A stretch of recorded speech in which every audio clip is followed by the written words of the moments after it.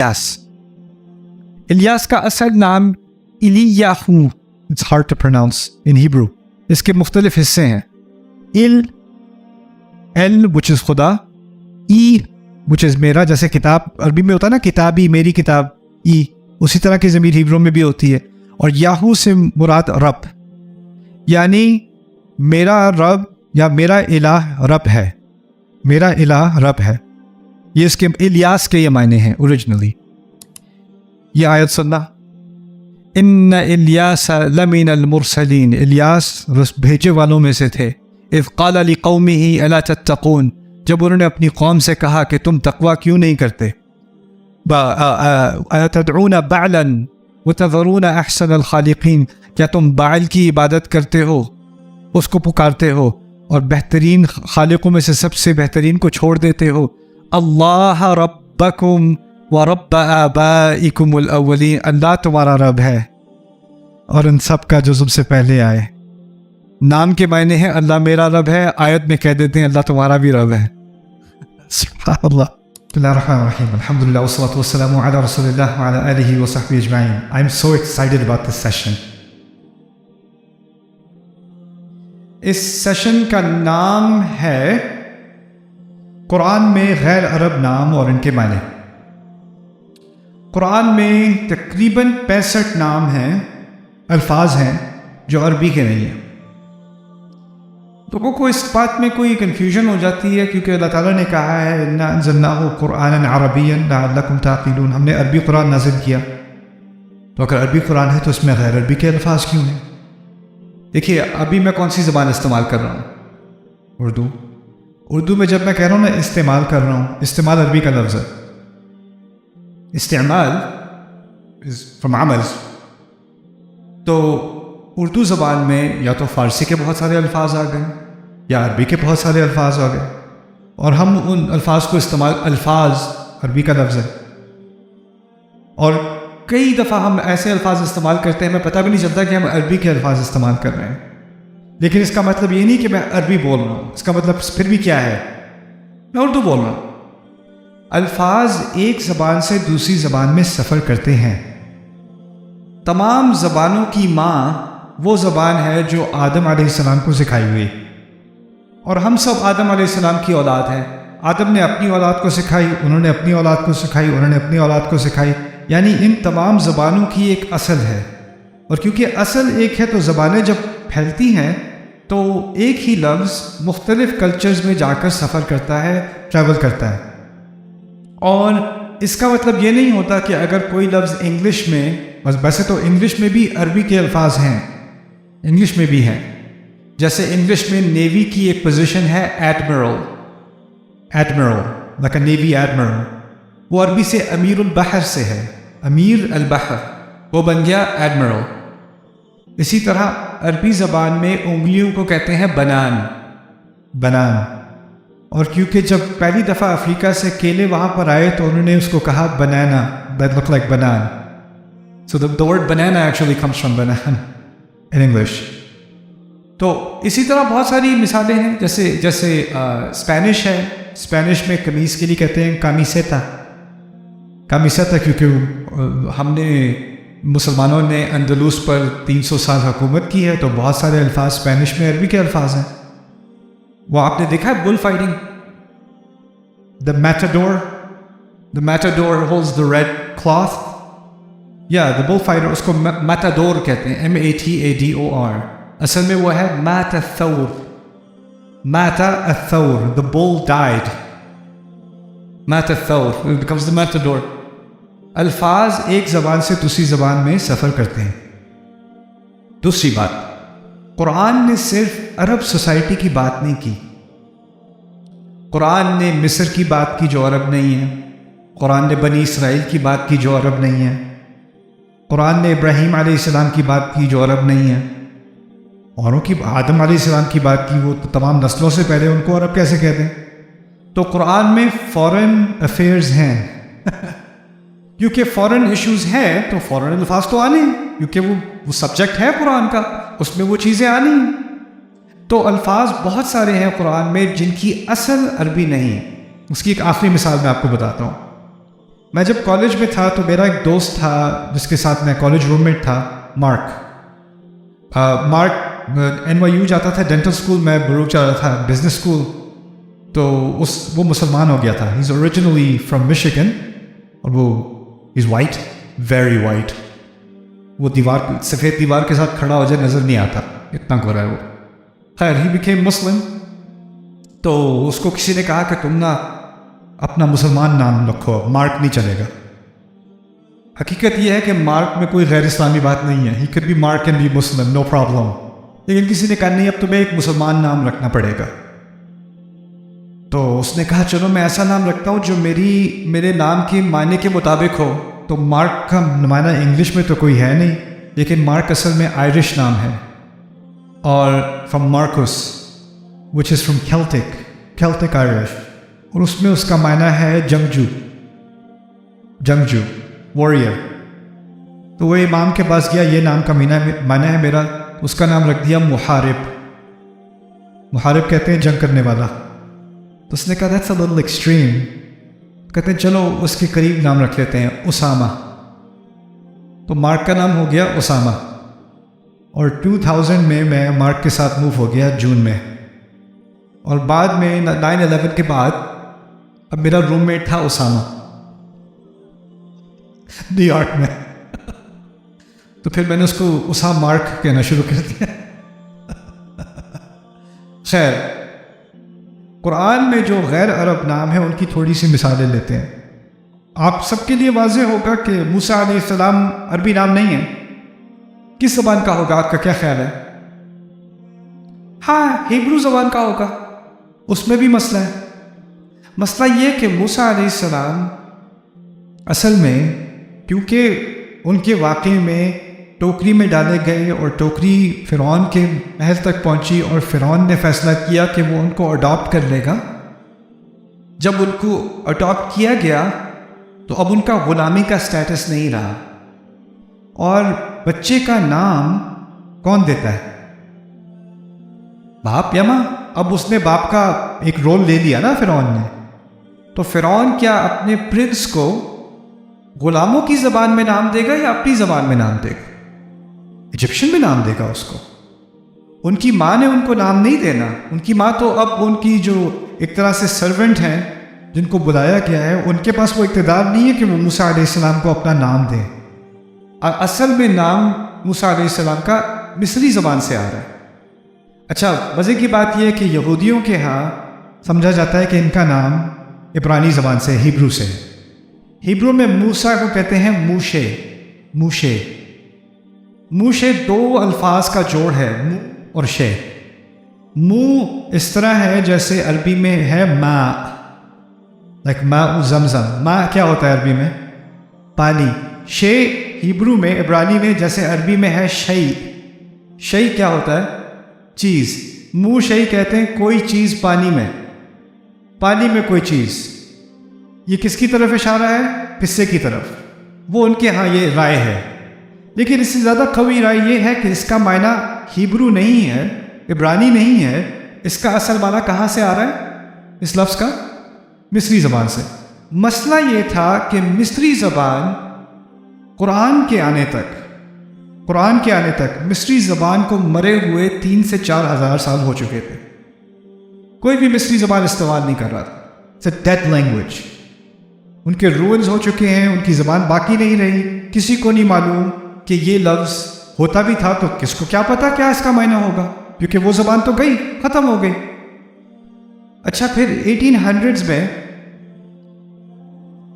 Europeans کو ایک شوق ہوا کہ وہ قدیم مصر کی تاریخ کو سمجھنے کی کوشش کریں۔ انہوں نے پوری باقاعدہ تحقیق کے ڈپارٹمنٹس بنائے، جرمنز نے شروع کی، سوئس نے شروع کی، برٹش نے شروع کی، ان کے پورے یونیورسٹیز میں ڈپارٹمنٹس بنے لیٹ 1800s کے اندر۔ ان کا نام تھا department of Egyptology, the study of Egypt. تو وہاں سے یہ پوری ٹیمز لے کر جاتے تھے ایکسکیویشنز کی ایجپٹ میں، وہاں کھدائیاں کرتے تھے، آرکیولوجیکل ڈگز وغیرہ کرتے تھے، ریسرچ کرتے تھے کہ ان کی زبان کیسے تھی، یہ جو امیجز ہوتے ہیں، ان کی تصویریں بنی ہوتی ہیں ان کی دیواروں پر، دا ہیروگلیفکس، ان کو کیسے پڑھا جائے، ان کے آرکیٹیکچر کو کیسے سمجھا جائے، ان کی حکومت کی کیا تاریخ تھی، وہ ساری تاریخ انہوں نے کمپائل کرنی شروع کی. جتنا بھی ریکارڈ ان کو ملا انہوں نے کمپائل کرنی شروع کی. اور آخر کار کچھ ڈیکیڈز کے بعد 1900s میں ان کو ایک طریقہ مل گیا کہ انہوں نے اس زبان کو دوبارہ ریوائیو کرنا شروع کیا. اب اس کا ترجمہ بھی مل جاتا ہے. یہاں تک کہ اب ویب سائٹس ایسی بھی ہیں کہ آپ اس میں ایجپشن امیجز کا ترجمہ دیکھ سکتے ہیں, اس کو سرچ بھی کر سکتے ہیں. اس زبان کو ریسٹور کیا گیا ریسرچ کی خاطر. تو اب ہمیں اس کو کیسے پڑھا جائے, اس مری ہوئی 4000 سال پرانی 5000 سال پرانی مری ہوئی ایجپشن زبان, اس کو کیسے پڑھا جائے, اب ہمارے پاس وہ علم آ گیا ہے واپس. کیا یہ علم رسول صلی اللہ علیہ وسلم کے زمانے میں موجود تھا یا نہیں؟ نہ, بالکل بھی نہیں. اچھا, اب اس علم کے آنے کے بعد پتہ چلا کہ منہ سے اس زبان میں اس کا معنی ہے بچہ. موسیٰ کا معنی ہے چھوٹا بچہ یا بیٹا, چھوٹا بچہ یا بیٹا.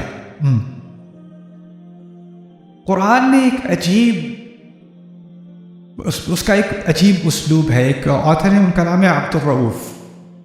عبدالرؤوف نے کتاب لکھی الاسماء العجم فی القرآن الکریم. اس کا انگلش میں بھی ترجمہ ہوا ہے دی اونوماسٹک میریکل آف دا قرآن. وہ لنگوسٹ ہیں, یونائٹڈ نیشنز میں بھی انہوں نے کام کیا. انہوں نے قدیم زبانوں پر تحقیق کی اور ان کے اندازے میں قرآن میں جو غیر عرب نام ہیں وہ 5 یا 6 مختلف زبانوں سے آتے ہیں. یعنی قرآن میں جیسے یہ کون سی موسیٰ کا لفظ کون سی زبان سے آیا؟ ایجپشن سے. اسی طرح کی 5-6 اور زبانیں ہیں جہاں سے قرآن میں الفاظ آئے ہیں. اور انہوں نے تحقیق, ان کو دلچسپی ہوئی کہ ان الفاظ کا اصل معنی کیا تھا ان کی اصلی زبانوں میں, کیا ہم تحقیق کر کے ان ناموں کو ڈسکور کر سکتے ہیں یا نہیں. تو جب انہوں نے ان کے نام ڈسکور کیے تو ان کو ایک عجیب اکتشاف ہوا قرآن کے بارے میں کہ قرآن نے کچھ آیات میں جو نام ہے نا اس کا ترجمہ بھی کر دیا اس اصلی زبان کا, جس کا کسی کو علم نہیں تھا, لیکن آیت میں ترجمے کا ذکر کر دیا اسی کے کانٹیکسٹ میں. جیسے موسیٰ کا کیا نام بتایا میں نے آپ کو؟ چھوٹا بچہ. موسیٰ کے بارے میں فرعون کہتا ہے الم نربک فینا ولیدا, کیا ہم نے تمہیں چھوٹے بچے کی طرح یہاں تربیت نہیں کی؟ ولید کا لفظ ہوگا چھوٹے بچے کے لیے, اور موسیٰ کا معنی کیا ہے؟ چھوٹا بچہ.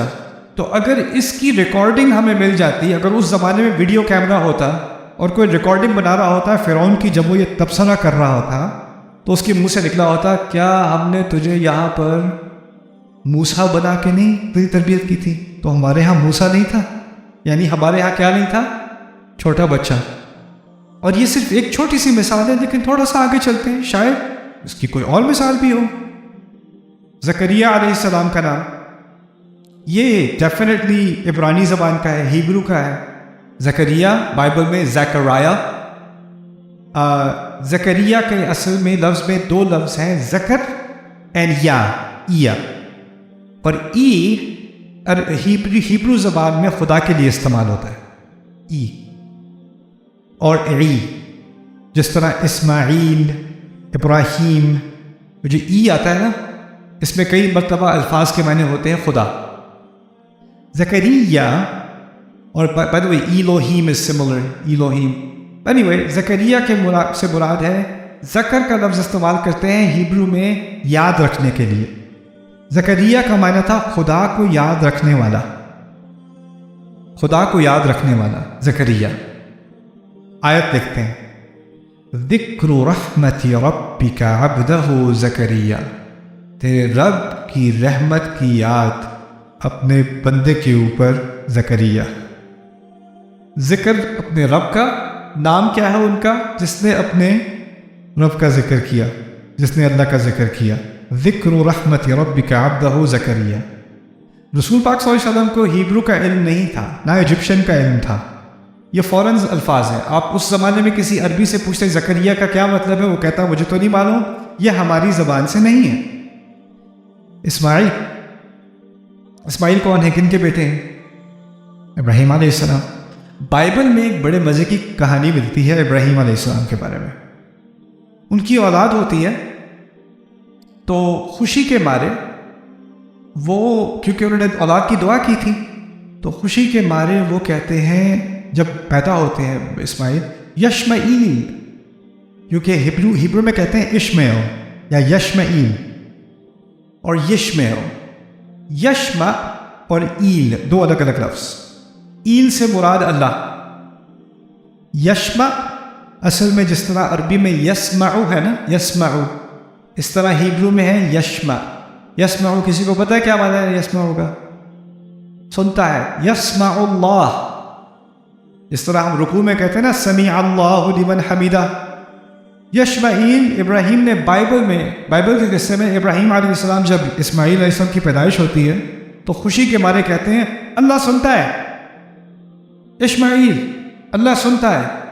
تو وہی نام پڑ گیا اولاد کا، اللہ تعالیٰ سنتا ہے. اچھا قرآن نے کیا کیا؟ قرآن کہتا ہے اذ یرفع ابراہیم القواعد من البیت واسماعیل. جب ابراہیم علیہ السلام گھر کی بنیاد کھڑی کر رہے تھے، کس گھر کی؟ کعبے کی، اور ساتھ میں اسماعیل، ربنا تقبل منا انک انت السمیع العلیم، یا اللہ ہم سے قبول کر، تو سنتا ہے، تو جانتا ہے. اسماعیل کا نام آیت میں، اور اس کے اوریجنل معنی کیا ہے؟ اللہ سنتا ہے. اور دعا کیا کر رہے ہیں؟ میرا رب تو سنتا ہے. اسماعیل انت السمیع. اسی طرح الحمدللہ، ابراہیم علیہ السلام کے الفاظ ہیں الحمدللہ الذی وہب لی علی الکبر اسماعیل و اسحاق. الحمدللہ، اس رب کے لیے تمام تعریف اور تمام شکر اس کا جس نے مجھے تحفے کے طور پر دیا بڑی عمر کے باوجود اسماعیل اور اسحاق. ان ربی لسمیع الدعاء، میرا رب سنتا ہے دعا کو. ان ربی لسمیع الدعاء، اللہ سنتا ہے، میرا رب سنتا ہے. سبحان اللہ. موسیٰ کی والدہ کا ذکر قرآن میں ہے لیکن نام سے نہیں ہے. بائبل میں ان کا نام ہے. بائبل ان کا نام ہے جوخبیت. ہیبرو میں پڑھتے ہیں جو سائٹ پہ لکھا ہوا ہے یوخبیت، یہ ان کا نام تھا. یوخبیت کا نام قرآن میں بالکل نہیں ہے. بس کیا لقب استعمال کیا ان کا؟ ام موسیٰ. یوخبیت میں دو پیسز ہیں اس نام کے، ان کو ملا کے معنی بنتے ہیں جس کو اللہ نے سخت کر دیا، جس کو اللہ نے پکا کر دیا. اللہ کی پکی کی ہوئی، سخت کی ہوئی، ٹف بنائی گئی. اللہ تعالیٰ کہتے ہیں فَأَصْبَحَ فُؤَادُ أُمِّ مُوسَىٰ فَارِغًا. موسیٰ علیہ السلام کی ماں کا دل، فؤاد یاد ہے، خالی ہونے کو آ گیا، پھٹنے کو آ گیا. إِن كَادَتْ لَتُبْدِي بِهِ لَوْلَا أَن رَّبَطْنَا عَلَىٰ قَلْبِهَا. اگر ہم ان کے دل کو تھام کے نہ رکھتے، ان کو ٹف نہ بنا دیا ہوتا. یوخبیت کے معنی آیت کے اندر ہی آ گئے. یہ ایسا علم ہے، نیا علم ہے، جو مفسرون نے بھی اس پہ بہت کم بحث یا نہ ہونے کے برابر بحث کی ہے.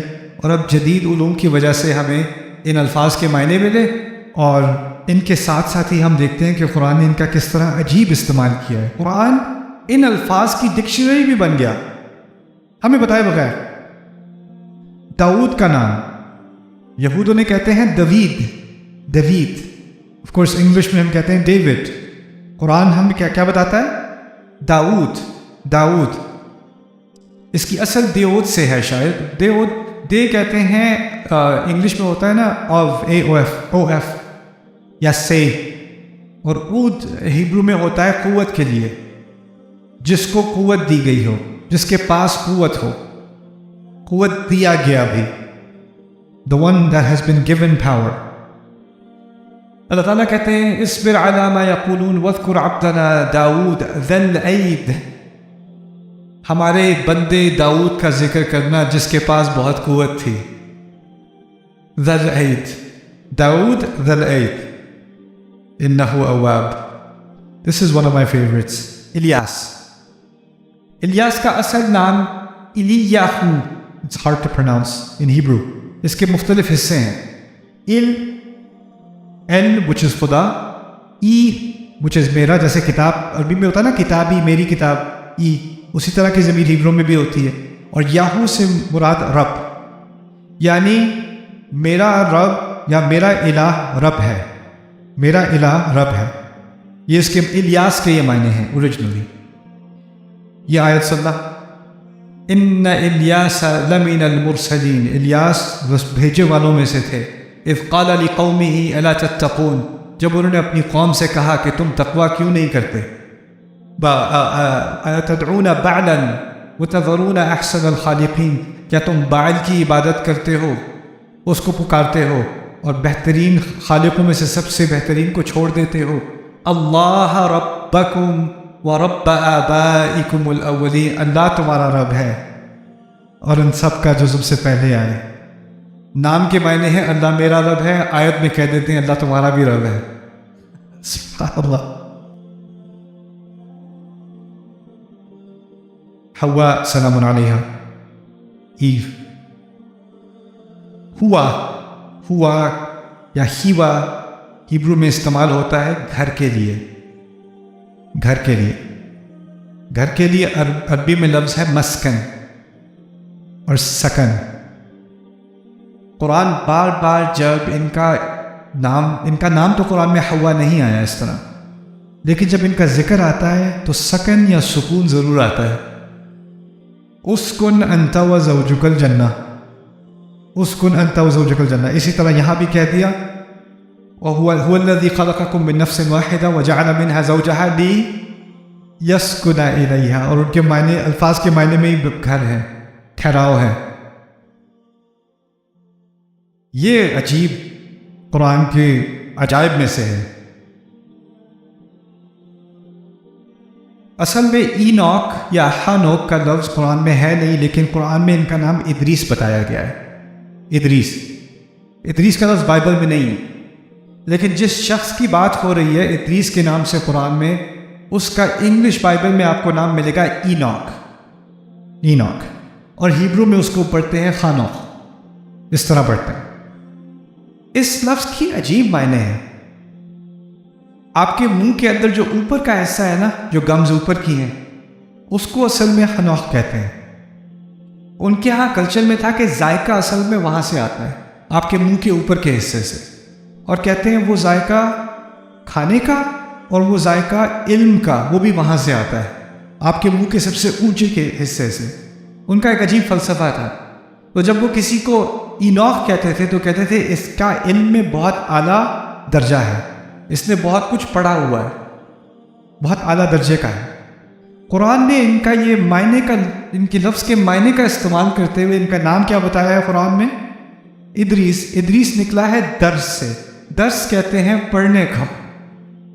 اور ادریس جو بہت زیادہ علم رکھتا ہو، بہت اعلیٰ مقام ہو اس کا علم کی وجہ سے. وَاذْكُرْ فِي الْكِتَابِ إِدْرِيسَ إِنَّهُ كَانَ صِدِّيقًا نَبِيًّا وَرَفَعْنَاهُ مَكَانًا عَلِيًّا. ادریس کا ذکر کیجئے، وہ صدیق تھے، نبی تھے، اور ہم نے انہیں اونچا مقام دیا. اینوخ کے معنی ہے کسی کو اونچا مقام دیا جانا اس کے علم کی وجہ سے. سبحان اللہ.